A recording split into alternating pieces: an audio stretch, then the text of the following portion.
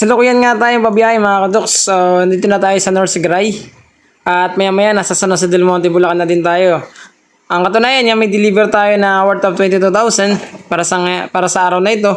At ito yung naglalaman ng 17 hen at 3 rooster. Sa 3 rooster na to, meron na pong free rooster si buyer. So, ibig sabihin, 19 heads na lang po yung babayaran ni buyer. May vaccine na din ang ating mga alagang manok. 7 to 9 months old po ito. At siguradong itlog na po ito pagdating kay buyer. Dalang katotohanan po, umitlog naman po ito dito sa amin.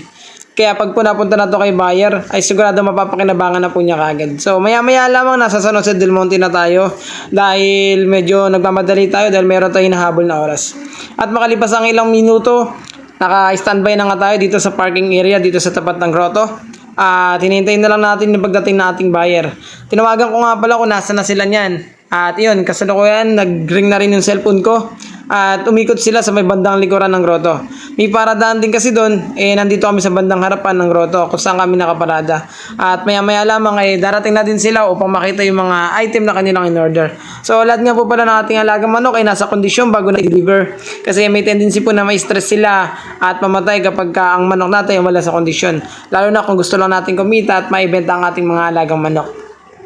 Dito po kasi kay Katoka Backyard ay sinisigurado po namin ng kaligtasan ng bawat manok na aming i-deliver at bawat manok na mapupunta sa aming buyer. Gusto po kasi namin good in quality. Gusto po kasi namin satisfied lagi ang ating buyer upang lahat ng mga susunod natin magiging buyer ay makakakuha at magiging satisfied sa lahat ng alaga natin. Kumbaga, mamimit natin yung satisfaction nila. So, makalipas ang ilang minuto, nandiyan na nga po yung ating buyer.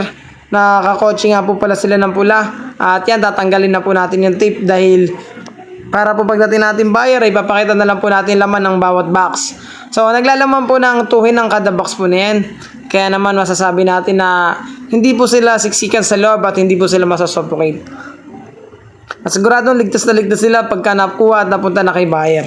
At makalipas sa ilang minuto ay nagkausap na rin kami at nagkita.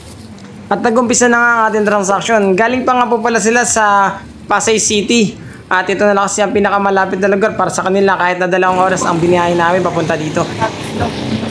Unboxing po sila. Start po yung Dasay, Lasota Plus, ay yung Balba. Ngayon po, depende po sa inyo kung gusto niyo pong lagyan o turukan ng bulburo o bigyan ng bulburo. Ayun po ay pares lang naman po ng palpa. So depende lang po kay buyer or depende po sa inyo kung gusto niyo pong naglagan ng mycoplasma. Kaya lang po kasi ang mycoplasma ay binibigay lang po kapag po big farm na. Kasi po kami, backyard pa lang po kami. So ang binibigay lang po namin sa kanila, yung plus ay Lasota Plus ay yung Balba. Maganda may vitamins po sila. Pero ano nila? Anong pinapakain nila? Ang kasalukuyan po pagkain ng GMP4. Doon ko po sana kayo ng tips namin na binibenta. Meron po kasi kung pinong mais na may hatong darap. Yung po kasi, Parang hagibis na parang sa Texas. ay parang hindi na po gano'n. Tapos ano lang po siya, pinong mais na meron pong halong darap ng mais. At binibenta ko po siya 1,250. Yung po kinakain nila kasama po ng GMP4. So yung po ang tips nila.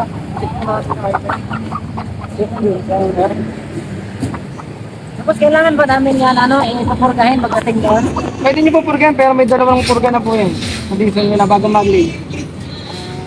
Depende po sa inyo kung gusto niyo po purgahin. Magaganda naman po katawan niya. Ano pinapaliguan niyo? Ano nung nilalagay mo sa pagpuligo? Wash out po. Tapos sa purga, ano? Yung hammer. Hammer po. Sunod lang po. Opo, ispaner po dito. Saan po natin ganda dito? Mamaya na sir. Gano'n lang na natin. Ito naman po, ganun din. HP po eh. Saan tape? Isang tape. Anuhin mo kasi baka lalabas. Ang tutulo pa yan eh. Baka maglabas. And then sa ano, Ito po, HP po eh. Opo, sir. Opo, ma'am. Ito yung 6 months. 7 to 9 months na po yan. Kasarapan at kalakalan sa pagkita. Kawali na yan dyan. Ang naman, grabe na. Kumari talaga ang ano. Nakatay po kanyo, rooster lang. Ikaw nakatay na ngayon, sayang po kasi. Ay, lumana yun ano. Sayang po. Wala na po nakaipag sa inyo. Nakaitlog na po ma'am. Ay, nakaitlog po. Kaya po masasabi ko talagang breeder ko na po sila. tipan mo yung Yan ang isa ibabaw. po suyo. Pero wala nang pinapakain yan para okay yung pagkain. Hindi pang babae po yan. Tapos hindi po kasi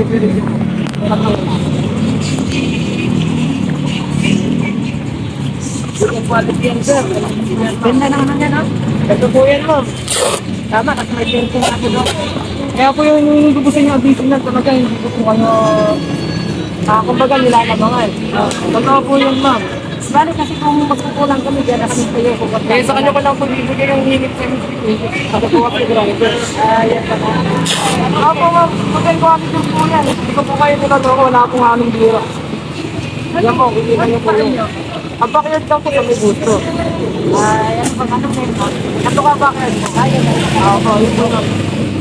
Kaya kung magpupunti na po ng tuto, natutuwa po talaga ako ng sobrang sa kanya mo kasi mapupunta eh. Pero magandang quality naman po kasi ito, ma'am.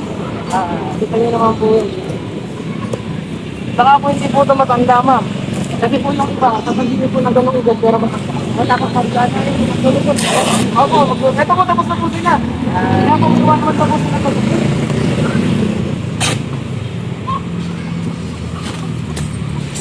Iwan po kasi sila may kap.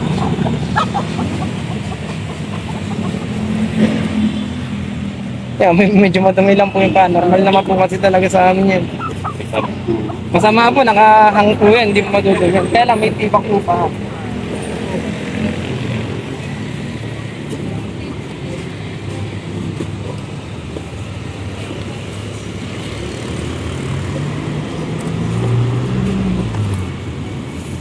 Kita niyo naman po, ma'am.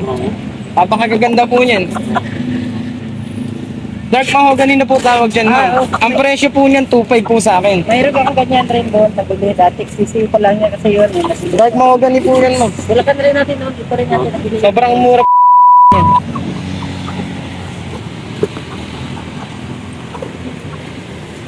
Hindi po kayo dubi, panalo pa po kayo dyan. Sa inyo na po manginigil. Yun ko na yun. Pero marami pa kaya alaga doon. Meron po, tapos po meron pa po kapita.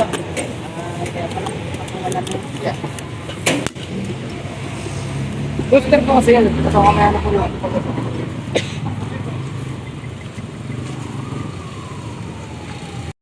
Sa panahon ngayon mga katuks, mahirap na talaga magtiwala. Kaya naman bago ko na i-process ang transaction namin ni ma'am, ay napakadami pa namin pinag-usapan. Unang-una na lang, inihingan ko si ma'am na down payment. Dahil syempre naranasan na namin may scam, ayaw lang namin maulit ulit. Dahil yung pakiramdam at yung sakripisyo mo bilang isang breeder ay sobrang hirap. Tapos ang mangyayari sa mga alaga mo ay may scam ka lang. So talagang nagkakaroon kami ng trust issue pagka ganito talaga. Pero dahil sa napatunayan naman ni ma'am na talagang hindi siya scammer at legit buyer po siya, ay na-process po namin ang transaction na to. Malaking impact talaga mga katuks ang tiwala. Malaki man yan o maliit, dito tayo mapapatunayan na mapagkakatiwalaan. Kaya naman, patuloy lang tayo sa paggawa ng tama.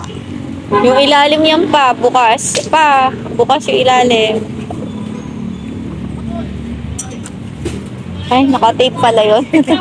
Sorry. Hello, ako ni Insan eh. Ito po, sir. Na-tape ko na pala yan. Ito po. Yan po, tatlo.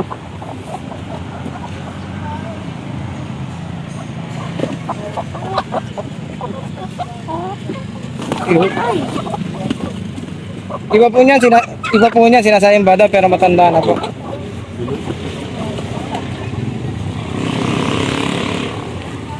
Ang bitangin po natin yung babae. By 2 po lahat ng naman ng box na po dyan, tatlo. 1, 2, 3, 4, 5, 6, 7 times 2, 4, 3, tapos tatlo. 17. Dito po tayo sa amin. Sir, ito po yung restaurant. Nasulo pala si Rester. Oh, may ganyan na rin tayo kalaki doon sa ano. Kalaki sa po farm, eh. no? Oo, no? Ganyan yun nandun, di ba? Oo. Sabi mo, lilitsunin mo eh. Hindi na, isang tuwaan talaga yan. Isang tuwaan ito, dalawang ano na yan. Nagpulso din. Ilang kilo kaya yan? Ilang kilo yan, boss? Pag po gusto nyo patabay, nasa 5 kilo hanggang 7 kilo po Ay, eh. yung mga ganito, Roster? Opo. Kaya po kasi, di ko pinatataba dahil breeder ko po yan. Manlulong po kasi yun eh. Sabong natin doon sa puti na sa Texas natin.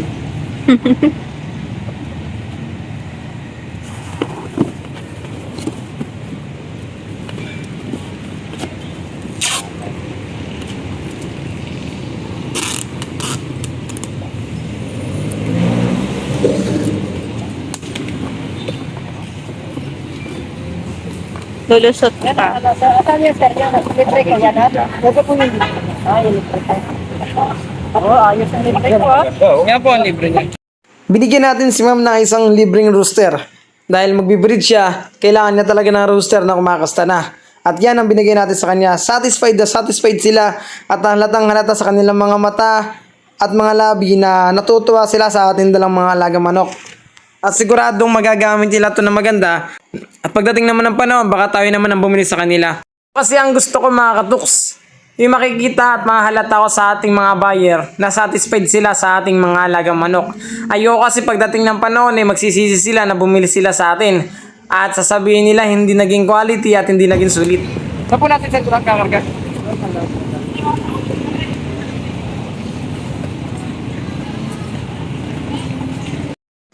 Matapos ang paliwanagan, matapos ang pagpapakita ng ating mga manok na dala, matapos ang mahabang biyahe, ay nandito na at ito na. Diretso na to sa kanilang sasakyan at dadalhin pa nila to ng Antipolo. Doon pa nila to aalagaan at doon pa nila to padadamihin. Taga Pasay City kasi sila at dito lang tayo nakita sa San Jose del Monte, Bulacan. Dahil ito lang ang pinakamalapit na lugar na maaari kong puntahan upang dalhin ang kanilang mga bibili na manok.